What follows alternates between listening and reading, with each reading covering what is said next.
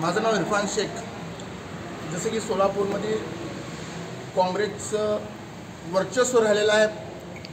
भाजपाने जे मागच्या 10 वर्षात जे घाण करून ठेवले आहे, मला नक्की गॅरंटी आहे प्रणिताई शिंदे सोलापूरचं सुधारणा करेल, सोलापूरला डेव्हलपमेंट करेल आणि आमच्या समाजाने प्रचंड बहुमताने ताईंना मत घातलेलं आहे। आणि प्रत्येक शेतकरी असो, कामगार वर्ग असो, बिडी कामगार असो, हे ताईंना प्रत्येकाने कामाची जाणीव ठेवून ताईंना मतं घातलेले आहेत। आणि ताई 40,000 मतांनी आम्हाला अभिनंदन आहे की 40,000 मतांनी ताई पुढे आहेत, आघाडीवरती आहेत। ते राम सातपुते आलं आणि अजून जाणार तो।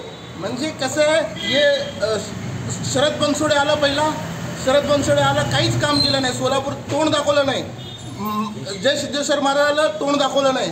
आता सोलापूरचीच कन्या, शिंदेसाहेबांची संघर्ष कन्या म्हणून, महाराष्ट्राचे कार्यसम्राट म्हणून ओळखणारे लोक, गोरगरिबांना जाणीव ठेवणारे आमदार प्रणिताई शिंदे हॅट्रिक 3दा आमदार मध्यमधून होऊन आता खासदारीला पार्लमेंटमध्ये